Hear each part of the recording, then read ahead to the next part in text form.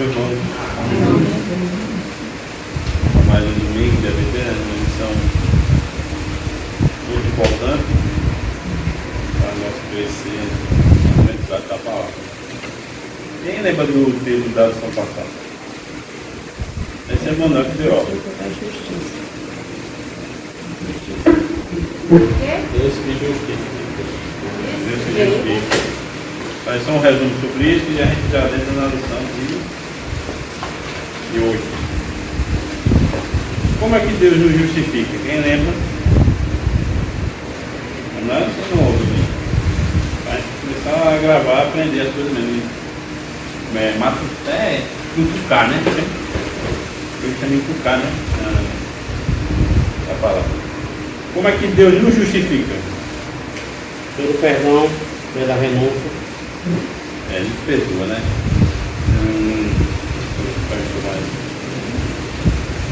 Através de quem e por que nós somos justificados?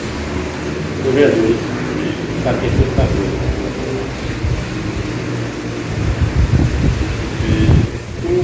O que é ser justificado com. O que é ser justificado, na verdade,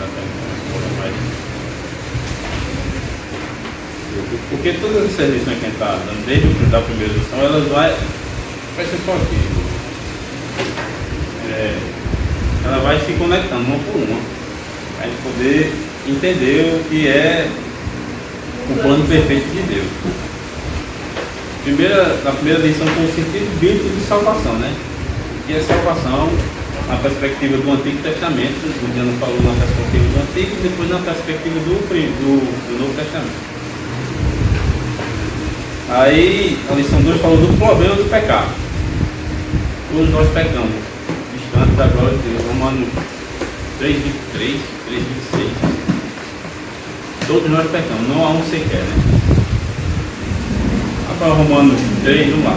Para entrar uma revisão, para depois poder entrar nessa lição de hoje. Romanos 3, 18.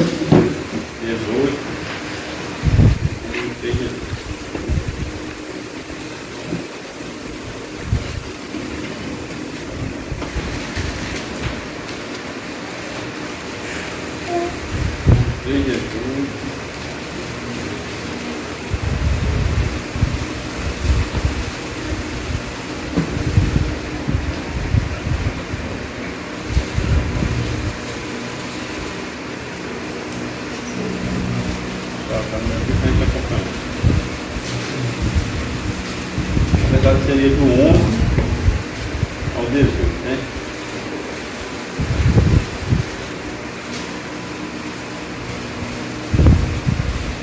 Do 10. Romanos 3, vou ler do 10 até, ou quem quiser ler, quem quer ler. Pode ler. Romanos 3, do 10 ao 10, né? Como está escrito, não há um justo, nenhum sequer. Não há ninguém que entenda, não há ninguém que busque a Deus. Todos se extraviaram e juntamente se fizeram nulos. Não há quem faça o bem, não há nenhum só. A sua garganta é um sepulcro aberto, com as suas línguas tratam enganosamente, peçonhas de ácidos está debaixo de seus lábios, cuja boca está cheia de maldição e amargura. Os seus pés são ligeiros como para derramar sangue, e em seus caminhos há destruição e miséria, e não conhece o caminho da paz. Não há temor de Deus diante de seus olhos. Isso tudo Paulo escreveu sobre nós. Cada um. Não apontou. Daniel, toda a humanidade. É isso aqui que ele escreveu em Romanos 3, do 11 ao 18. Né? Aí se você for continuar aqui no livro de Romanos, aí o capítulo 4 vai falar que Abraão foi justificado. Aí capítulo 5 vai falar que nós fomos justificados através de Cristo, né? O que é justificação? É um termo jurídico, né? Só para dar uma revisão bem rápida. É um termo jurídico e é declarar você justo. Nós somos justos por meus méritos? Não. Somos justos pelos méritos de Cristo na cruz do Calvário. Através daquele sacrifício perfeito, a gente vai falar sobre esse sacrifício agora, então. sacrifício perfeito, a justiça dele é imputada a cada cristão que se converteu a ele. A justiça dele é imputada a nós. Consequentemente, nosso pecado é imputado a ele. Por isso ele levou até a última instância, que foi a cruz do Calvário. Levou nossos pecados. É através dele fomos justificados. Aí através de sermos justificados, é Romanos 5:1. E aí, mano, que já está em Romanos. Sendo por justificados pela fé, temos paz com Deus, por nosso Senhor Jesus Cristo. Cristo é o Cordeiro que tira o pecado do mundo, e o Cristo é o Cordeiro que nos traz a paz com Deus, a reconciliação com Deus. E só para o irmão entender, se ninguém for justificado por Deus, ninguém poderá herdar a salvação. Lá no Romanos 4:25 vai falar justamente aí, o que foi entregue, Cristo foi entregue por causa das nossas transgressões. Aí fala, por que Cristo ressuscitou? Quem é que sabe? Porque Cristo ressuscitou? Sim. É um plano de Deus. Vai ter, certo, é o plano de Deus, mas por que ele ressuscitou? Se ele não tivesse ressuscitado, nós não seríamos justificados. Porque muitos naquela época morreram numa cruz. Era a morte da época, era ser pregado no madeiro. Mas Cristo foi até lá, sem culpa alguma, levando nossas culpas e ainda assim venceu a morte. Como é que ele venceu a morte? Ressuscitando. Se Cristo não vence a morte, nós não teríamos sido justificados. Se ele não ressuscita, não adiantava ele só se entregar, ele tinha que ressuscitar. Quando perfeito de Deus, entenderam como foi um resumo da aula. Tem perguntas? Vou continuar se não tiver. Até que falei aqui, mas já deu um resumo bom. Já tentando na lição, né, o filho que redime, aí vai, justamente a lição vai fazer a conexão justamente com essa. Vou falar o que é redenção, eles não entenderam. O filho que redime, né? Vou ler só a introdução aqui. Nesta lição, nosso foco é a centralidade de Jesus Cristo. Na verdade, a Bíblia, a centralidade é Cristo. Tanto no Antigo Testamento como no Novo, a mensagem central da Bíblia é o Messias. É o Cordeiro de Deus que tira o pecado do mundo. É como o Cordeiro de Deus que tira o pecado do mundo. É a imagem do Cordeiro Pascual, lá no Êxodo 12. Eu quero que os irmãos deixem aberto aí em Êxodo 12, que a gente vai ler um pouquinho sobre isso. Tem que fazer um resumo lá do Antigo Testamento para depois a gente entrar no...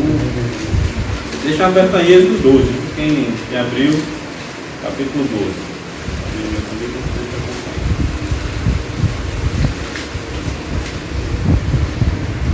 Nesta lição convidamos a contemplar o sacrifício perfeito de Jesus, o Cordeiro sem mácula que se entregou por nós. O sangue não apenas resgata da escravidão espiritual, mas reconcilia-nos com Deus. A cruz não é um ornamento de fé. Não tem uma cruz como um ornamento de fé, como muitas religiões pregam aí, né? Mas um marco definitivo da nossa redenção. Compreender essa verdade é mais do que exercício teológico, um chamado a viver diariamente como redimidos, em gratidão e santidade, sob a marca eterna do sangue de Cordeiro. Nós não temos uma cruz como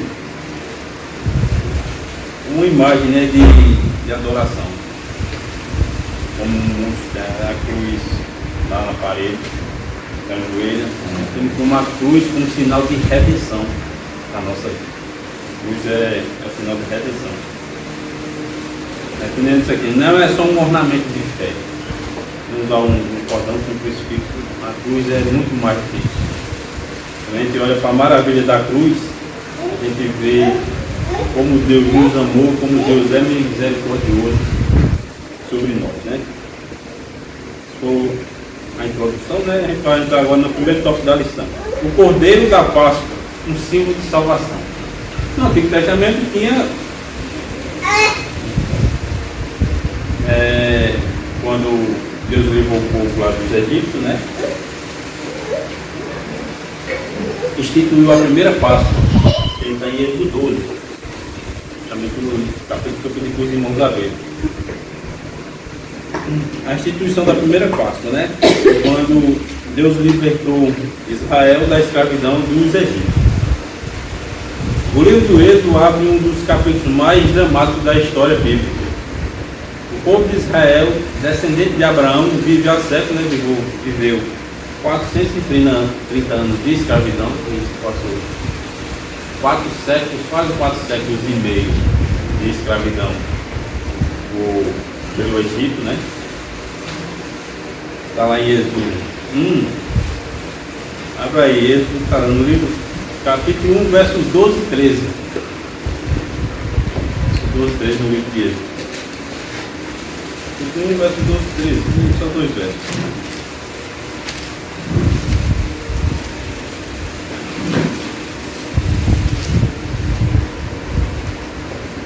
Leia, por favor. Mas quanto mais os atendiam, tanto mais se multiplicavam e tanto mais cresciam, de maneira que se enfadavam por causa dos filhos de Israel. Isso, E os egípcios faziam servir os filhos de Israel com dureza. Assim eles fizeram alargar a vida com dura sertão, em barro e em tijolos. E com todo o trabalho no campo, com todo o seu serviço, em todos serviam com dureza. Está vendo? Como o Egito escravizou. Era um povo que multiplicou bastante quando estava no Egito, né? 450 anos multiplicou mais do que os próprios egípcios que viviam lá. Então era um povo muito grande. O faraó ficou com medo. Por isso começou a escravizar o povo. E a Bíblia diz que surgiu um rei que não conhecia José. E foi quando começou a escravidão do povo de Israel. Ainda não era tempo que era judeu, ainda eram os israelitas. O capítulo 430 anos. É bem decorrente na Bíblia, quando a gente vai ler alguma passagem, eu sempre lembrando, e eu os livrei dos egípcios da terra da escravidão. Terra da escravidão. Foram escravizados lá por 430 anos. Surgiu geração, até que Deus se levantou e livrou o povo com forte mão. Que vê no livro do Êxodo as 10 pragas, né? E 10 pragas na verdade foi para os egípcios, né? O povo de Israel não foi atingido nenhum.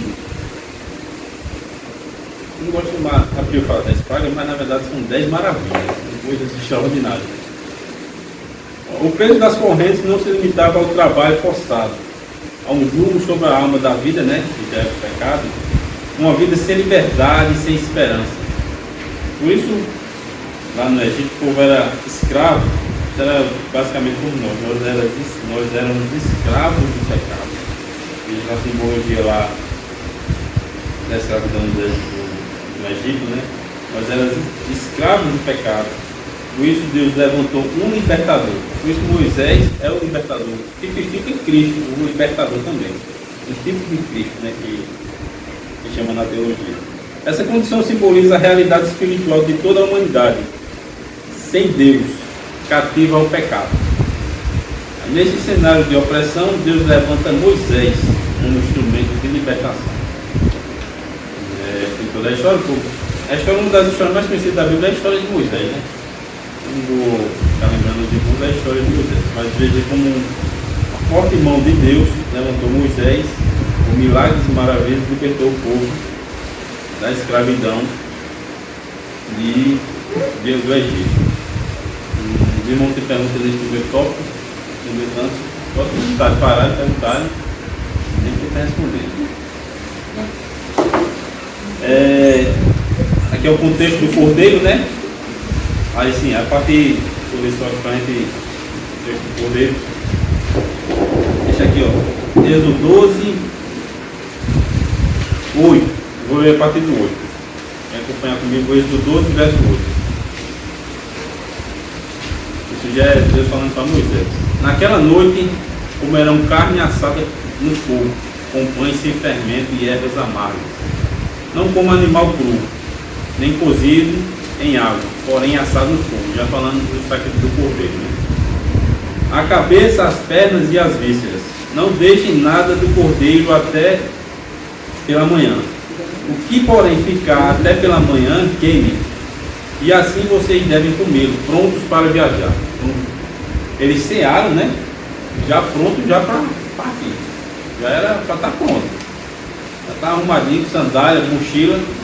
Já porque depois daquela Páscoa, daquela primeira Páscoa, na verdade, foi a primeira Páscoa, eles já iam ser libertos da escravidão.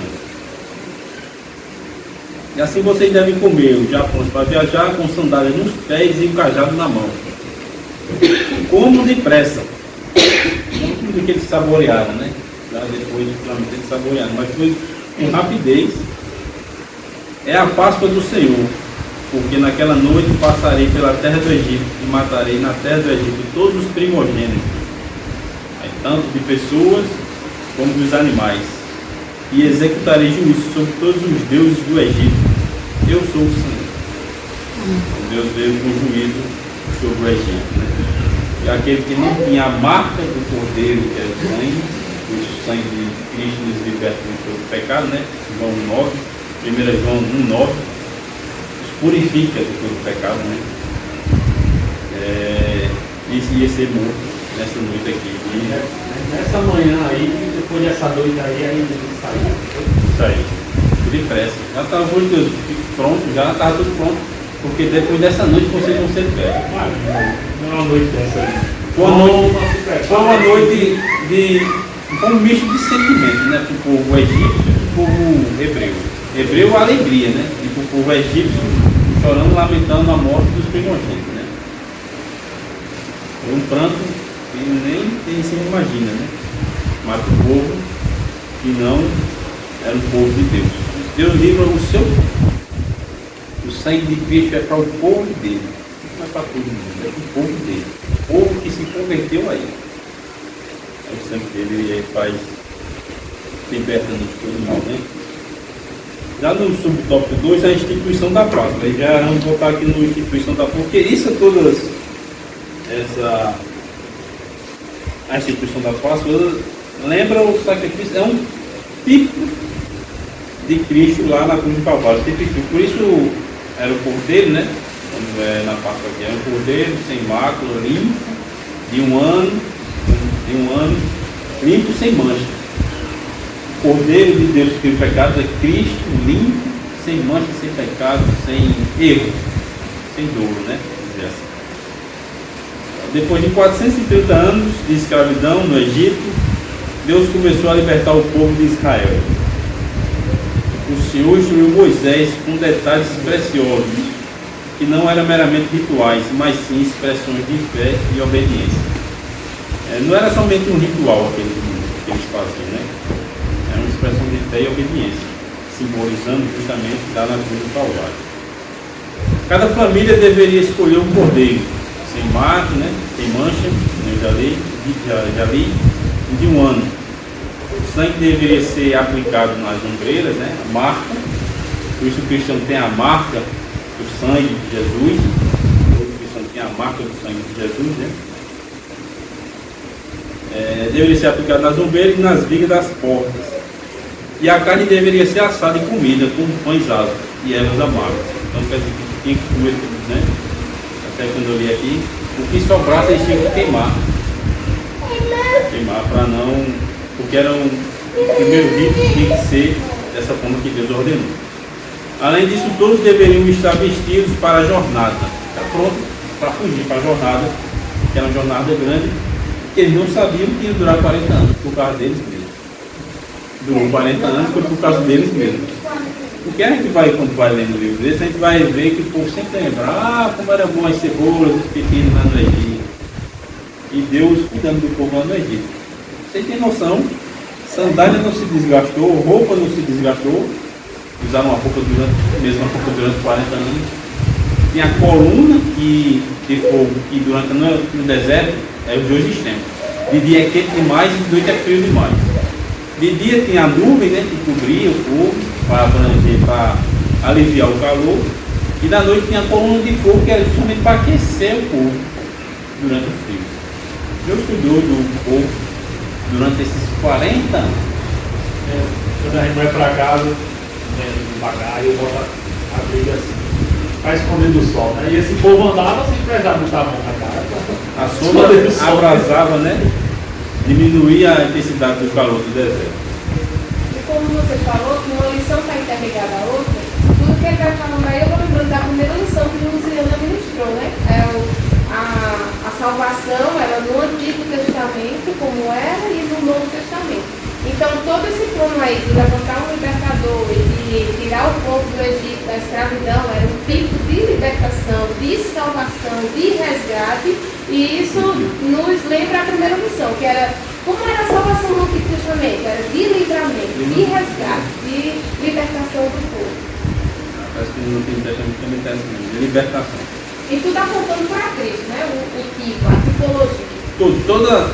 Toda a mensagem da Bíblia ela aponta para o Cordeiro de Deus, né? Tudo aponta para o Cristo ressurreto, o Cristo que veio há 2000 anos atrás. E além de toda a mensagem que for pregada também tem que apontar para Jesus. Isso que a Bíblia ela aponta para Cristo, toda a mensagem. Já no subtópico 3, a tipologia do Cordeiro, justamente é isso, o tipo, né? A tipologia. Só aqui que vocês não puderam acompanhar, está no 3 aqui. Ficar com a folhinha, só acompanhar a folhinha. A tipologia do Cordeiro Pascal.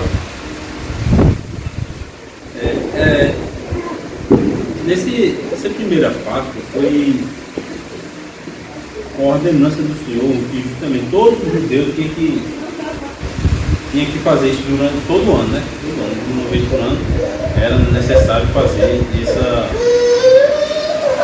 esse sacrifício do cordeiro. Hoje nós não fazemos mais, porque podemos fazer esse sacrifício do cordeiro, no outro ano tem que fazer de novo. Não é um sacrifício perfeito, vocês entenderam? Por isso o sacrifício de Cristo é perfeito, não nós estamos mais sacrificar, porque ele já sacrificou por nós, foi um sacrifício perfeito. O verdadeiro sacrifício, não que aquele seja falso, mas o verdadeiro, perfeito, o melhor sacrifício do que a do Antigo Testamento. Hoje, esse cordeiro é uma tipologia profética de Jesus. Aqui temos duas imagens vívidas e simbólicas que remontam ao sacrifício de Jesus. O Cordeiro Pascal como sacrifício. Êxodo 12, 27. Êxodo 12, 27.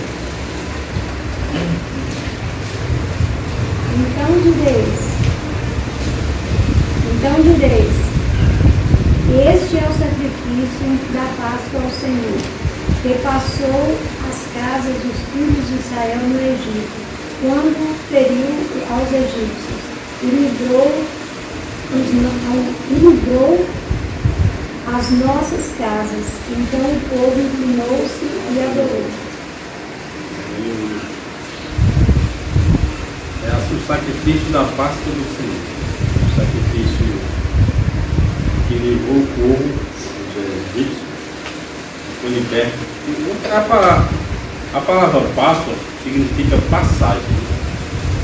Passagem. É quando o anjo veio, o anjo passou pelas casas dos israelitas e foi para as casas dos egípcios. Que simboliza nosso Senhor como aquele que foi sacrificado por nós. Olha que a 1 Coríntios 5,7.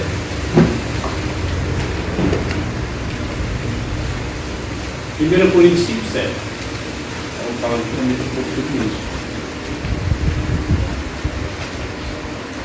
Limpai-os, pois, do fermento velho, para que sejais uma nova massa, assim como estáis sem fermento, porque Cristo, nossa Páscoa, foi sacrificado por nós. Cristo é a nossa Páscoa. Não pensando mais nos sacrificar, não, sacrificar cordeiro, porque Ele é a nossa Páscoa. O cordeiro, quando João Batista vê Cristo, né? A primeira coisa Eis o Cordeiro de Deus, que tira o pecado do mundo. João Batista já tinha a noção de que esse é o verdadeiro Cordeiro que tira o pecado do mundo. E o sangue nos umbrais das portas que salvou as famílias dos israelitas, porque a gente lê, né? Êxodo 12, simboliza o sangue de Cristo derramado na cruz do Calvário para nos livrar do pecado. Hebreus 9, 22. Passar para Hebreus 9, 22, por favor, e leia.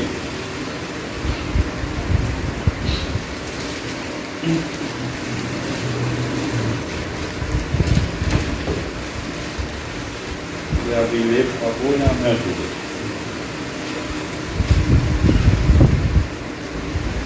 E quase todas as coisas, segundo a lei, se purificam com o sangue, e sem derramamento de sangue não há remissão. Por isso Cristo derramou o seu sangue, para nos redimir. Aí eu vou explicar que essa palavra daqui a pouco. Nos redimir. Sem derramamento de sangue, né? Não há purificação. Assim, esse acontecimento no Antigo Testamento aponta de maneira gloriosa. Você olhando o sacrifício do Cordeiro lá no Antigo Testamento, aponta para Cristo, o sacrifício de Cristo. Aponta de maneira gloriosa para que o Senhor Jesus faria, de uma vez por todas. De uma vez por todas, o sacrifício único, perfeito e suficiente de tudo o que começou lá no Êxodo 12. Lá no Êxodo 12 começou os rituais de sacrifício, apontava justamente para o Cordeiro, o sacrifício do Cordeiro lá, cerca de 4 mil anos depois, lá, o sacrifício de Cristo, lá na cruz do Calvário. De muito entenderam a tipologia do Cordeiro. A tipologia é o que aponta, aparece o que vai acontecer lá na frente. Essas coisas, todos esses sacrifícios e rituais do Antigo Testamento, é a sombra do que viria. Porque a sombra é tipo o holofote, né? A sombra tem uma coisa que você botar uma luz aqui, a sombra está atrás, mas tem algo na frente, aqui, que é melhor do que está lá. Ele é só a sombra, só faz a resta, né? A resta do que está aqui. E esse aqui é o primeiro, é o principal. O sacrifício foi justamente o sacrifício de Cristo. Aponta para o sacrifício de Cristo. Jesus, o Cordeiro de Deus que tira o pecado do mundo. João Batista que fala isso, né? Quando vê Jesus vindo em sua direção. Abra em João, né? João 29.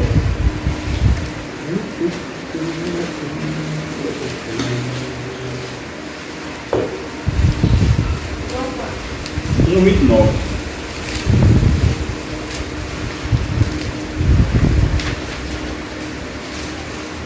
No dia seguinte, João viu Jesus que vinha para ele e disse: Eis o Cordeiro de Deus que tira o pecado do mundo. Quando viu Jesus, né? Olha a sombra aparecendo. Justamente, isso mesmo. Esse Sombra tira, não, a né? luz, né? Isso, a luz que ilumina, né? A sombra era as coisas que estavam lá no Antigo Testamento, porque apontava justamente para o que viria, que é Jesus, né? O que viria. Esse verbo tira dá a conotação, significa carregar, levar embora, remover. Justamente o que Cristo fez, né? Carregou nossos pecados, levou embora, né? E removeu. Dá essa conotação, esse verbo tirar, lá no grego. Não é apenas encobrir, porque justamente aquele sacrifício do Antigo Testamento que cobria o pecado. É tudo que precisava fazer de novo. Justamente por isso repetir anualmente todos aqueles pecados que cobria o pecado. Jesus não, ele não encobre o nosso pecado, ele leva, tira de nós. Tira de nós. Não é apenas encobrir, né? Mas remover. A causa da separação. João Batista faz uma síntese teológica. O Cordeiro que salva Israel é o Cordeiro que salva o mundo, tornando a salvação para todos os povos. Cristo é porque é o seguinte: o desejo de Deus é que todos sejam salvos, nem todos vão ser. E ele deu essa missão a Israel, lá no Antigo Testamento, de levar essa mensagem de salvação para todos os povos gentios. Mas Israel falhou nessa missão. Israel guardou para si a mensagem. Isso não é que deve fazer, né? Como cristão, a gente não guarda a mensagem, a gente tem que espalhar a mensagem. E eles espalharam justamente nessa ordenança de Deus, de levar a mensagem aos povos gentios, para os povos gentios, essa mensagem de salvação. Por isso nossa missão como cristão é muito mais importante do que a missão lá do povo judeu, do povo israelita. Porque a ordenança de Deus ir pelo mundo pregar o Evangelho, né, a toda criatura.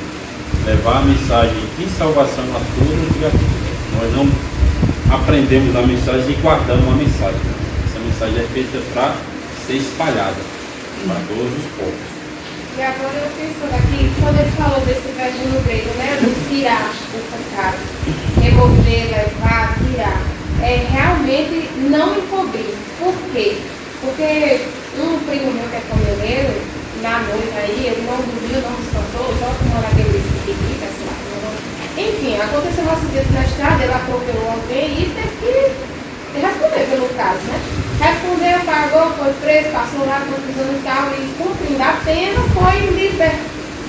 Igual nós somos libertos do pecado, né? Fomos resgatados, redimidos. Mas assim, na ficha dele consta aquele crime que ele pagou e tal, e hoje está liberto. Mas o tirar não é encobrir, não existe a ficha de Daniel, de Emanuel, de Samara, não existe, porque quando Deus olha para nós, ele vê a justiça imputada de Cristo a nós. Isso é tão interessante, né? Porque assim, eita, quando ele olha para mim ou para Daniel, eita, tal pecado, tal pecado, tal. Não, por isso que Deus, a palavra traz que Deus esquece nossos pecados. Não, é porque quando vê Cristo em nós, ele vê a justiça de Cristo, a santidade de Cristo, né? a pureza de Cristo, com a troca na cruz, a imputação de Cristo a nós e dos nossos pecados em Cristo. Entender, irmão, o que é imputação? Entender? Mas não existe essa ficha de no Calvário. Fulano, era isso, era aquilo. Não, para Deus não. Existe a justiça do Filho dele em nós. Ela tocou num ponto mesmo, né? Por isso lá na cruz está tanto a ira de Deus como a justiça de Deus juntos, em Cristo. O que é imputação? Vamos explicar no futuro. É o ato de acreditar algo a alguém, acreditar a Manuel. Que é imputar e tirar. E imputar e colocar. No Calvário, Cristo leva nossos pecados é imputado a Ele, e a justiça dele é imputada a nós. Entendeu? A justiça dele, a santidade dele. Por isso que ele diz, sejais santos como eu sou santo. Ele leva nossos pecados, imputado nossos pecados a Ele, e a justiça dele é nos imputada. Por isso, e lá também está a ira de Deus. Uma ira de Deus sobre Cristo, sobre mim e sobre você, sobre o pecado que nós tínhamos. Está lá imputado a Cristo. Ele está levando nossos pecados. Por isso ele leva nossos pecados. É imputado a Ele nossos pecados. E Cristo, como sua justiça, a justiça de Deus é santa, tem que aniquilar o pecado. Cristo é o portador dos nossos pecados. Por isso ele é o portador, ele é o que carrega nossos pecados, tira de nós e dá-nos a sua justiça. Por isso que ele não cobre. Não cobre. Por isso nossa adoração é somente a Ele. Somente a Cristo. É aquele que tira o pecado. Por isso o João Batista fala, aquele que tira o pecado do mundo. Ele tirou nossos pecados. Consequentemente, a justiça dele foi nos dada, né? Por isso que foi em Romanos 5, tu leu, né? Temos paz com Deus. Nós éramos inimigos de Deus. Todos se desviavam, faziam mal entre Deus. Mas agora temos paz com Deus, né? Temos paz com Deus através de Jesus Cristo. O sacrifício de Jesus é perfeito, é capaz de salvar o homem. Por isso devemos crer, não precisamos de mais nada. Somente Cristo é suficiente. Nós não precisamos de fazer rituais, como fazer o nosso testamento, algumas igrejas fazem rituais de alguma coisa aí. Nós não precisamos disso. A gente precisa crer que Cristo é suficiente. Ele é suficiente e a palavra dele é suficiente para nos santificar, para nos regenerar. Entenderam, irmão? O Cordeiro de Deus que tira o pecado do mundo. Por isso ele leva o nosso pecado, nossas dores. E consequentemente aí, abra em Hebreus 9, 26.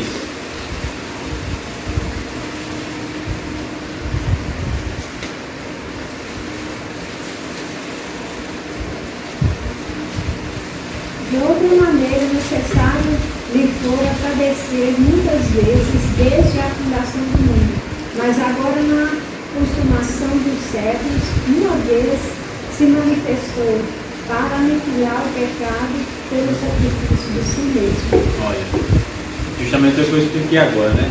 Muitas vezes era necessário sacrifício, mas veio um que se sacrificou de uma vez por todas para nos justificar. Imaginando o sacerdote, né, do templo, para entender isso aí, para acabar com o sacrifício dos animais. Na verdade era tipo uma revolução na forma de sacrifício, né? Porque imagine só, no tempo da Páscoa, lá no tempo de 2000 anos atrás, muitos vinham, traziam os cordeiros para ser sacrificados lá, né? E tinha uma morte muito grande de cordeiros, imagine só, né? Imagina, cerca de 2 milhões de peregrinos, né? Trazendo cordeiros para ser sacrificados. Não, olha, com certeza. Aí a gente vai, sangue, tudo, água para lavar tudo, aí era a principal festa do povo judeu, né?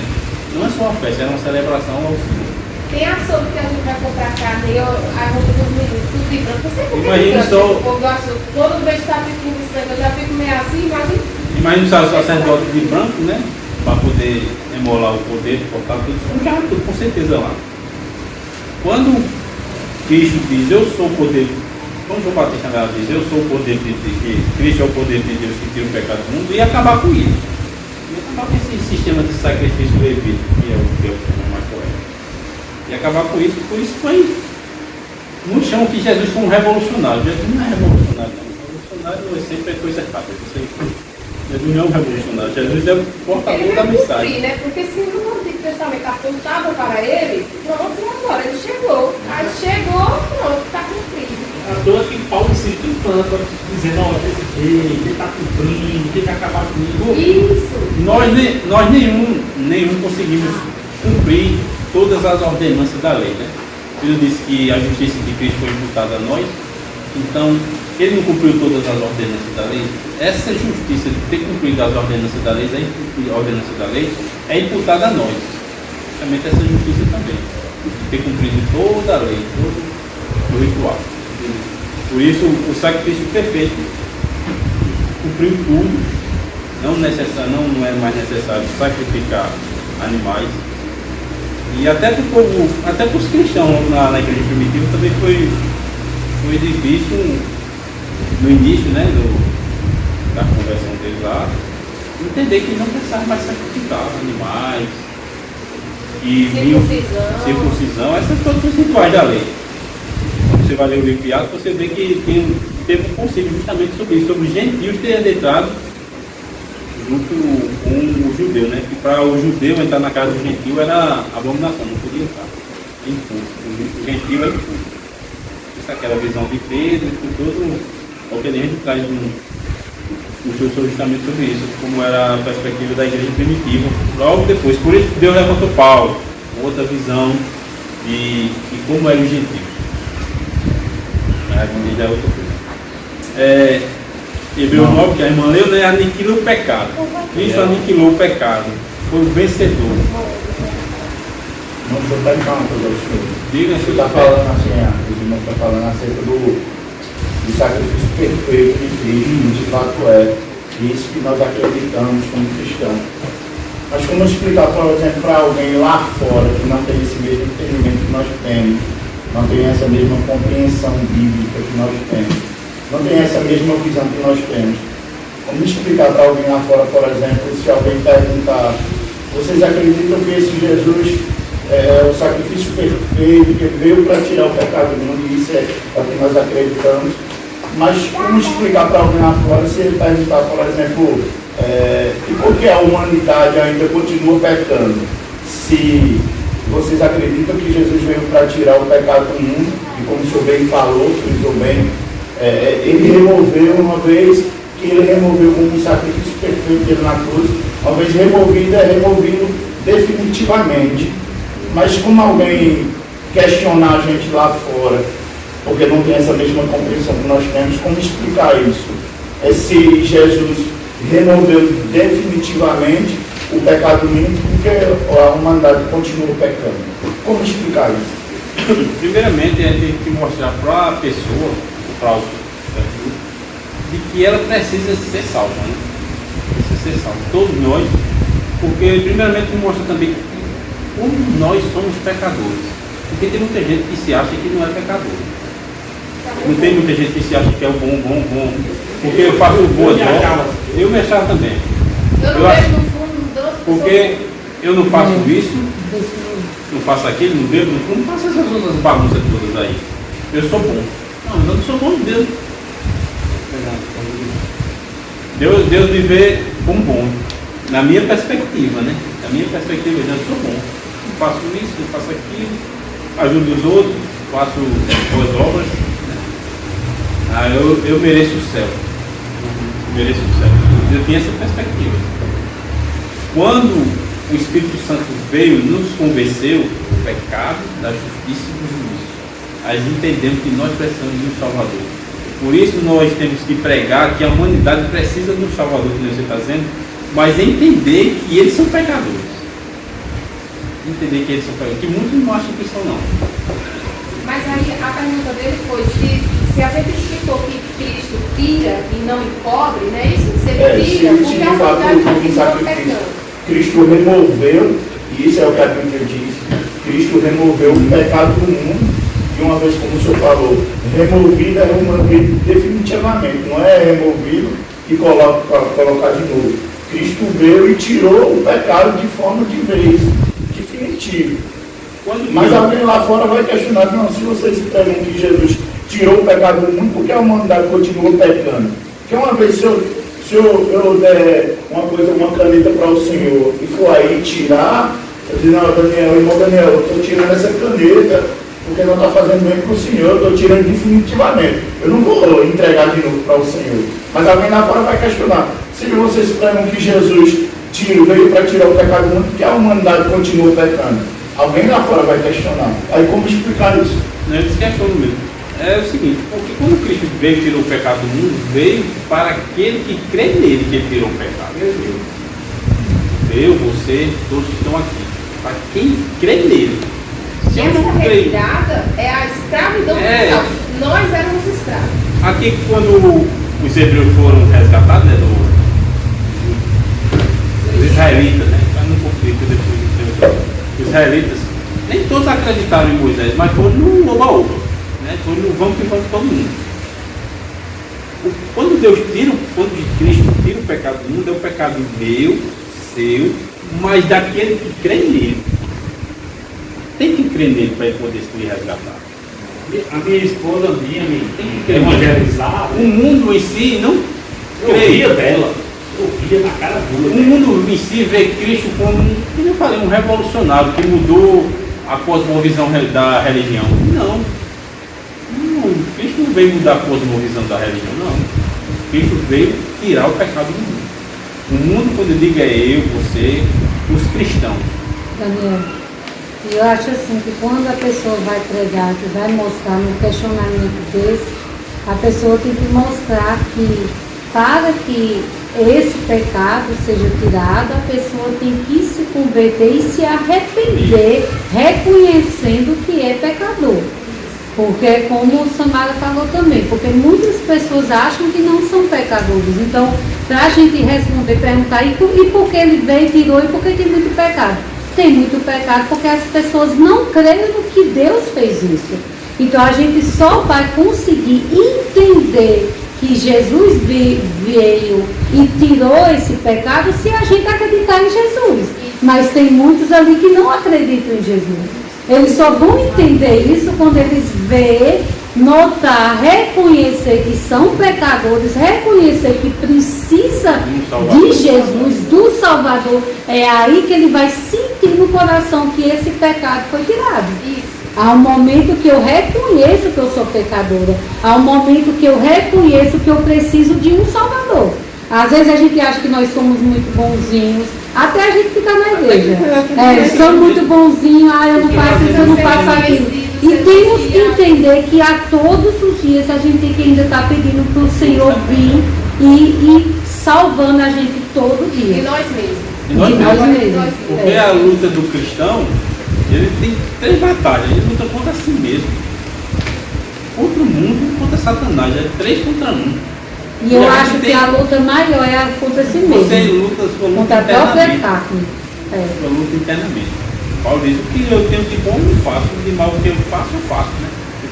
E você tem até um exemplo bem básico, né? Porque assim, olha, isso tudo tem que ter essas perguntas, porque assim, é bom e assim, a gente tem que entender o seguinte, uma pergunta bem forte, o pecado, pronto, vamos citar agora Paulo. É um princípio de tudo. Paulo era um cara de dentro da lei, um cara estudado, um professor que ensinava, mas o eu dele, eu dizia, não, tá errado. Ele, coberto de tudo que é bom, era jovem, instruído, conhecia toda a lei, e isso teve que ter só um encontro, uma queda e um encontro para começar a ver a ponta. Eu acredito no seguinte, Cristo é a ponte de tudo, a ponte que leva a Deus, é o mediador que leva a Deus, é o mediador que leva a salvação, é o mediador que leva o perdão, o amor, tudo, Cristo. Porque, como o irmão Júnior disse, se for depender de nós mesmos, nós somos falhos. Amar o seu inimigo, ore por ele, não é fácil. Não é fácil. O cristianismo não é fácil. Assim, quem tem a visão de que, eita, eu vou para o cristianismo, vai ser tudo maravilha, eu vou ser rico, Deus vai me abençoar. Deus abençoa com a salvação. Essa é a principal bênção. Mas eu vou ser rico, não vou ter problema, não vou passar aflição, não. O cristianismo não diz isso. Jesus diz o quê? Eu venci o mundo, vós vencerei também. E a gente vai entendendo o dia Tem um bom ânimo, né?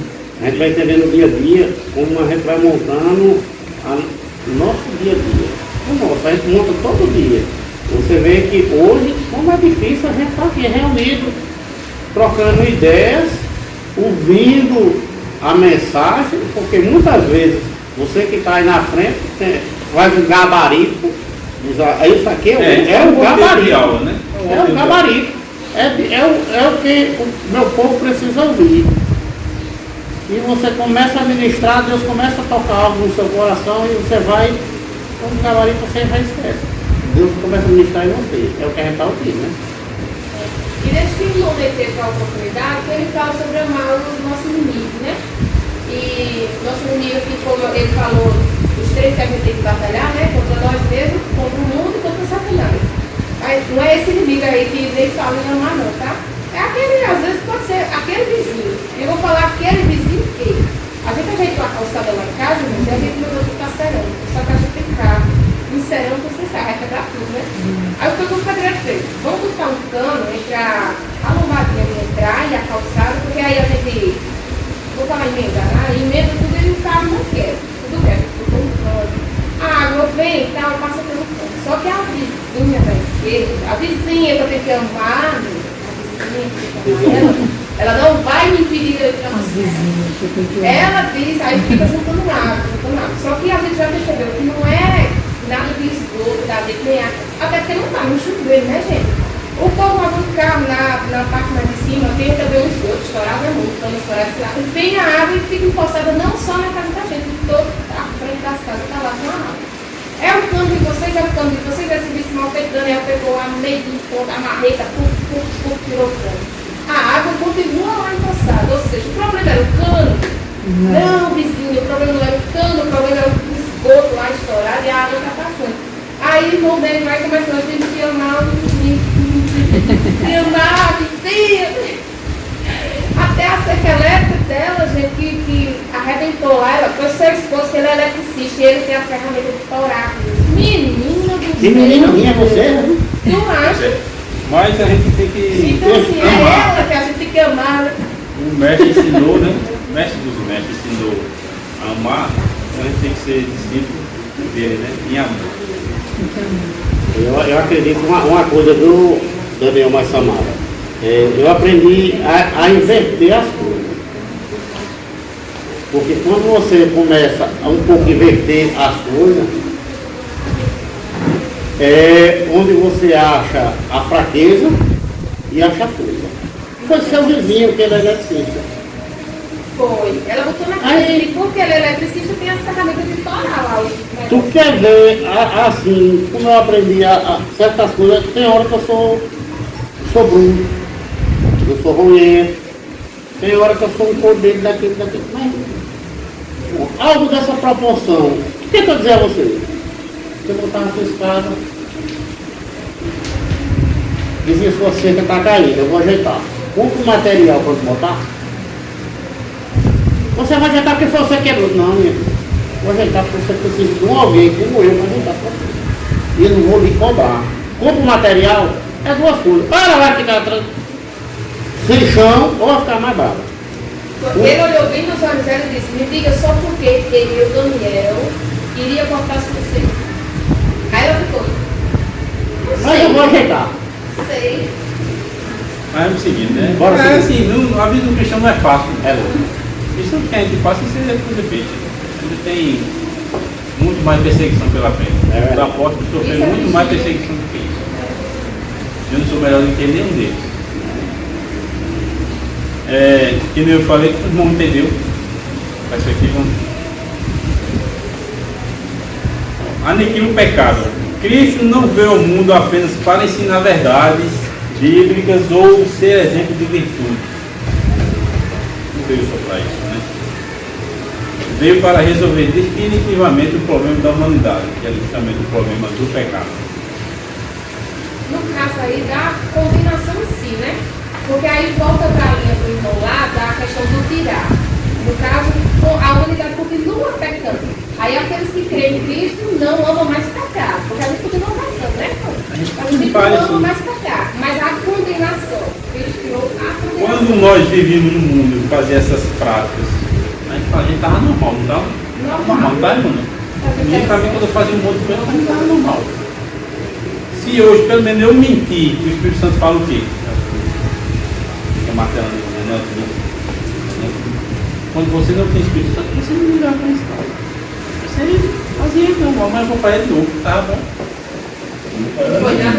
Isso, irmão, é uma coisa muito complexa, porque por mais que os irmãos falam, né, eu vou voltar a repetir, para a gente que está aqui dentro, não, pra gente é mais tem a visão, que tem a compreensão, dá essa visão de é fácil, mas para quem está lá fora, por exemplo, como eu estou dizendo, vai ter esse questionamento. Quer dizer, então, irmão, se vocês acreditam que esse Jesus veio tirar, remover o pecado do mundo, então ele não veio tirar o pecado de todo mundo. Porque você sabe que vai ter gente que vai ter esse questionamento, vai dizer, então Jesus não veio para tirar o pecado de todo mundo, veio só para tirar o pecado daqueles que creem.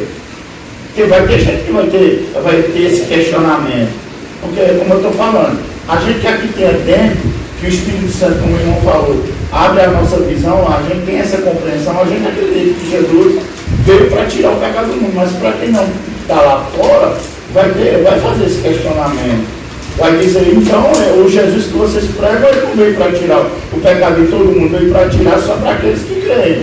O pessoal lá fora vai ter esse questionamento, é por isso que eu perguntei. Como explicar isso? E aí a gente vai enfatiza, é isso aí mesmo. E a visão bíblica é essa mesmo, ele vai para tirar o pecado daquele que crê nele. Aí você vai e diz, você crê nele, que ele vai tirar esse remover esse pecado. Da mesma forma, o sol abre para todos e a chuva vem para todos, mas só aquele que plantar é aquele que vai colher. Não, é uma boa analogia. Tu tá entendendo?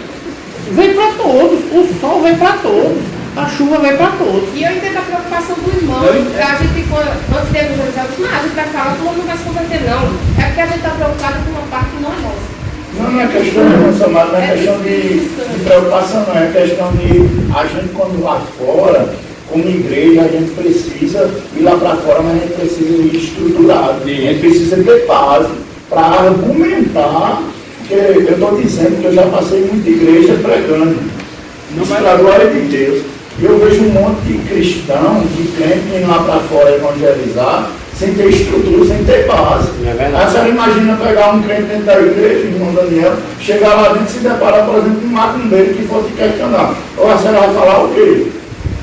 Porque tem um monte de crente aí que estava dentro da igreja, que macumbeiro converteu a religião dele. Testemunho, eu conheço gente que era de dentro da igreja há anos, que hoje está no testemunho de Jeová. Que voltou para o catolicismo. Então assim, a gente precisa entender esses questionamentos, é como eu falei Aí do você aqui vê, dentro a né? gente tem a compreensão, porque o Espírito Santo não dá essa compreensão. Eu acho Mas que- o negócio não é aqui dentro, irmão, é lá fora. Quando a gente for questionado lá fora, que argumento a gente tem?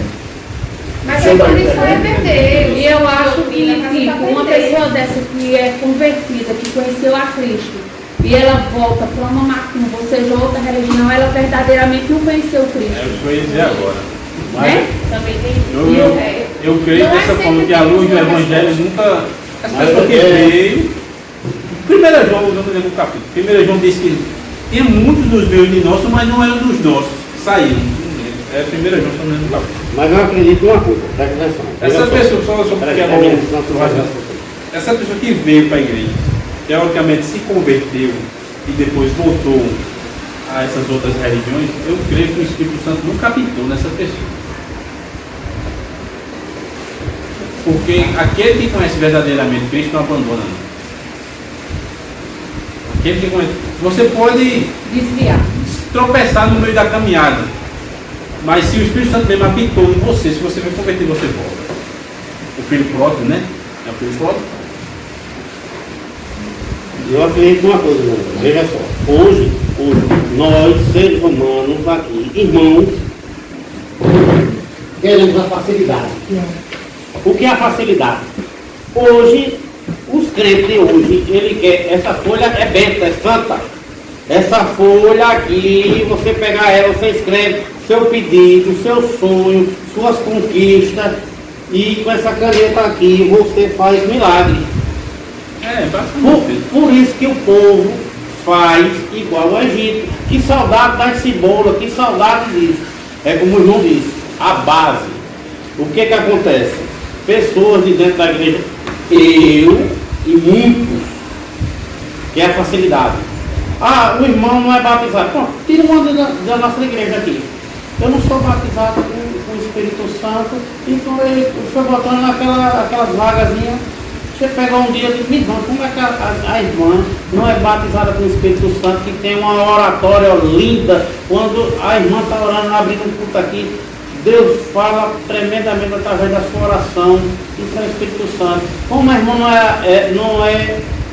é batizada com o Espírito Santo, que as irmãs todas amam a sua paz, seu jeito de ser, ela começou a falar, isso, minha irmã.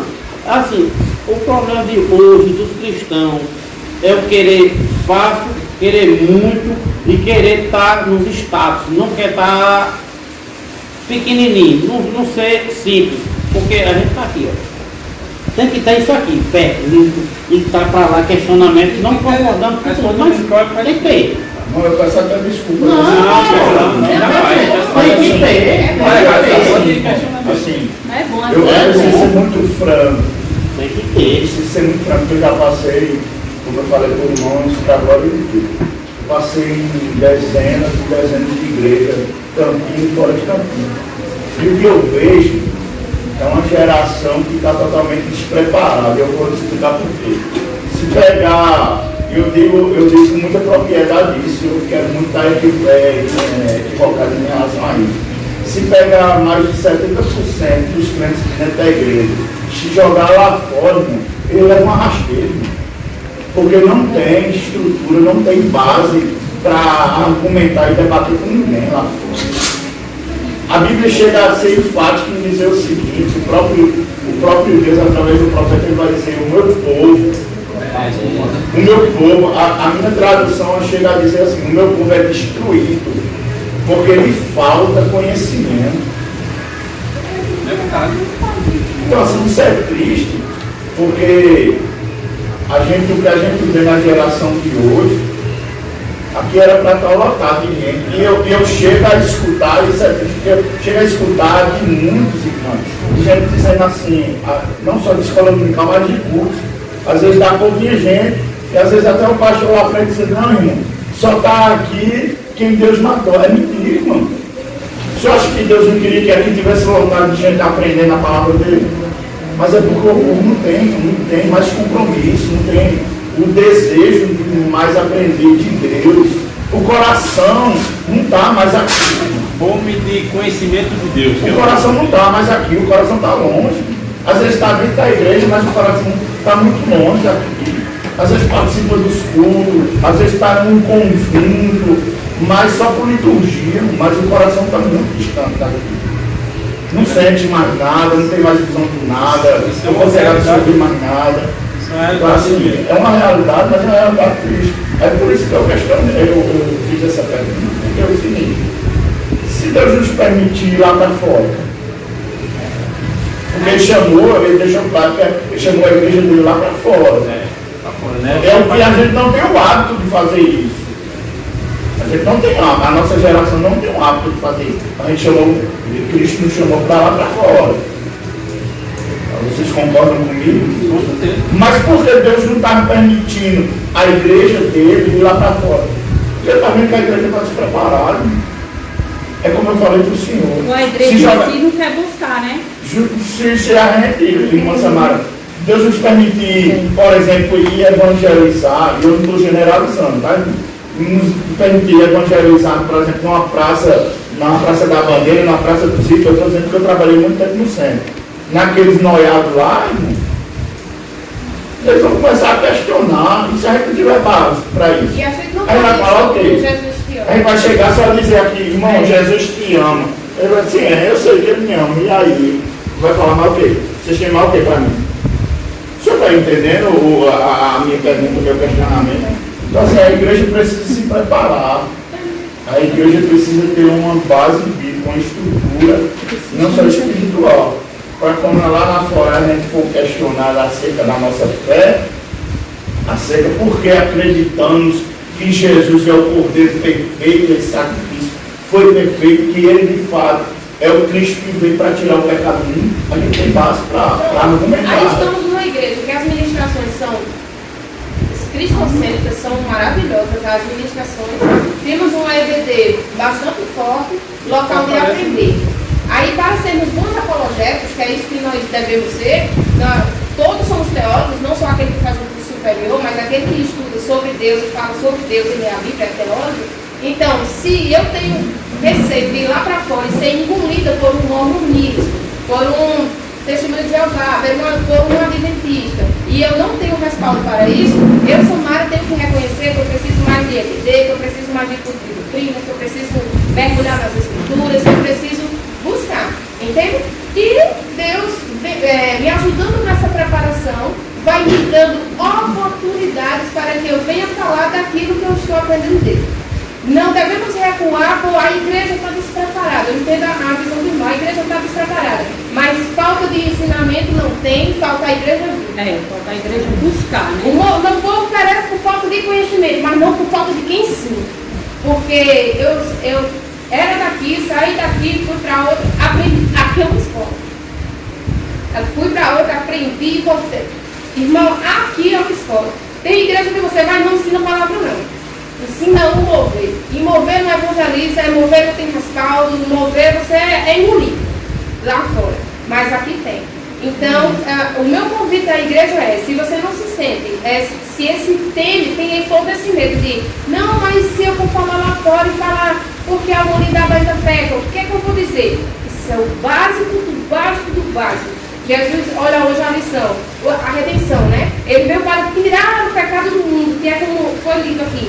Tirar, remover e não encobrir. Mas o que isso significa? O básico, o que foi que a gente aprendeu na EBD? É o tirar da condenação. Estávamos destituídos da graça e agora fomos o quê? Reconciliados. Mas para quem é isso, irmã? Se a humanidade continua atacando? Para todo aquele que nele crê. Entendeu? Então, resposta nós temos, irmão. Às vezes a gente não tem coragem de responder. Mas a gente tem. Confie nisso que você tem. E Deus manda a resposta. Agora Deus ele também- faz a gente lembrar daquilo que a gente estudou e praticou. Agora também a gente tem que lembrar uma coisa também, que a palavra de Deus ela é bem clara e ela é o nosso manual. E a Bíblia diz para aqueles que estão aqui dentro da igreja, que não está levando essa palavra conforme é para ser levada, a Bíblia diz que nem todos vocês salvam também, nem todos que estão dentro da casa do Senhor, nem todos que estão dizendo Senhor, Senhor é digno de mim. Naquele dia, É como ele diz, né? A salvação é individual. Então você essa tem que parte fazer aí o seu já tempo. pega para os descompromissados. Por exemplo, para aqueles que estão dentro da igreja e não querem falar a verdade. Isso. Né? E sempre vai ter, irmão, aquele que dá, isso é conversa, eu não acredito nisso, mas aí não é função nossa fazer com que ele acredite. Eu sempre dizia assim, vou nada, falar para fulano não acredita. Essa não é a sua função de fazer ele Eu acreditar. falei, nossa função não é guardar a palavra, é levar. Não convencer, não tenho poder de convencer ninguém. Quanto mais a oratória melhor que eu tiver, persuasão, argumento. Não vou A convencer Bíblia diz ninguém. que todos pecaram, que a gente carece da glória de Deus. Quando a gente carece da glória de Deus, quer dizer que a gente tem que estar em busca, né? Infelizmente a humanidade Melhor é essa, argumento. até a gente mesmo cristão, né? Busca um pouco, mas e o que é que a gente tem que saber? Que a gente carece da glória de Deus e tem que buscar mais, buscar mais. Sempre é. A vida do cristão é a vida de estudo da palavra. Não existe cristão sem ler Bíblia. Somos estudantes. Catolicismo é Dia e cristianismo. noite, né, Mama da Eu não vejo o catolicismo como cristianismo. Eu não leio palavra. Teve certas vezes, irmão, que até para ministrar, eita, eu estou com esquecimentozinho, o versículo está aqui, não vem. Não, irmão, sabe o que é? Falta de meditação, aí ele vem fresquinho. É porque a gente vai esquecendo, né? Quando a gente demora a meditar, a gente vai esquecendo. Cadê até a hora? Então, é isso. É perguntar, a gente tentar responder se na dúvida, se tiver mais dúvida, traga. Eu não vou ensinar porque ainda falta um pedacinho, mas já não deu. Não, licença, eu vou ter que sair agora porque eu vou fazer uma viagem agora, vou levar uns Não, passageiros em outra cidade, tá? Amém. Deus abençoe, até mais tarde. É, em nome de Jesus. A gente fala justamente de redenção, justamente isso que Cristo veio trazer, a redenção, né? A obra salvífica realizada no Calvário é poderosamente um chamado a todos os pecadores, mas é eficaz somente, logicamente, é eficaz somente aqueles que se arrependem e creem no Filho de Deus. Essa eficiência da obra salvífica no Calvário é confirmada nas Escrituras, quando compreendemos duas palavras cruciais que expressam o fato da salvação: redenção e reconciliação. A redenção, o que significa redenção é, entre as palavras mais ricas das Escrituras, redenção ocupa o lugar primordial, que é justamente a mensagem principal, né? No mundo antigo, redimir significa pagar o preço para libertar o escravo ou resgatar além da prisão. Pagar o preço para libertar Daniel. Daniel é o escravo. Alguém pagou o preço para Daniel ser livre. É de confiança, né? Pagou fiança. Alguém pagou o preço para nós sermos livres, né? E o preço foi o quê? Aí a Bíblia fala, foi o preço de sangue, né? Tanto nos redime, o sangue de Jesus é perfeito, tanto nos redime, nos santifica, nos purifica, né? Abra aí, mano, 1 João 1,9. Na linguagem da fé, o ato de Deus por meio de Cristo pagar com o seu próprio sangue o preço da reconciliação. Abra aí 1 João E 9. confessar os nossos pecados, ele é fiel e justo para nos perdoar os pecados e nos purificar de toda a injustiça. O sangue de Jesus tem poder para libertar você do pecado, da escravidão. 1 Pedro 1, 18 e 19. Sabendo que não foi com coisas corruptíveis, como prata ou ouro, que foste resgatado da vossa vã maneira de viver e por tradição receber dos vossos pais, mas com o precioso sangue de Cristo, como um cordeiro imaculado e incontaminado. Cordeiro limpo, né? Essa associação sobre justamente o sacrifício. Assim na cruz é um símbolo, assim a cruz é um símbolo de perdão, mas também um ato definitivo de resgate e de redenção. Essa obra de redenção muda radicalmente nossa condição. condição de pecador, né? Para a condição de justificado, salvo. Antes éramos escravos, eu falei, né? Salvo, a gente da escravidão do pecado, vivendo segundo as transgressões e incapaz de nos libertar. Nós mesmos nós não podíamos ser libertos por nós mesmos, e ver algo sobrenatural, algo divino. Abra aí também, Emanuel. Veja o que Cristo faz. Colossenses 1, 13 e 14.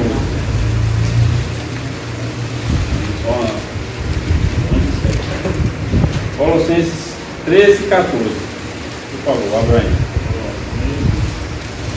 Capítulo 1, verso 13, verso 14.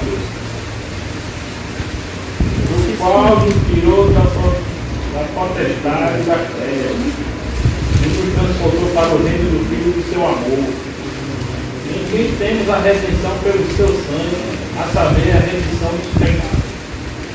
Remissão está tudo junto, né? Através do sangue de Cristo. Não se trata de uma libertação parcial. Não foi só, não, Cristo libertou nós parcialmente, não. Ou temporária, mas uma transformação completa que nos reposiciona diante de Deus, que nos dá acesso a Deus, né?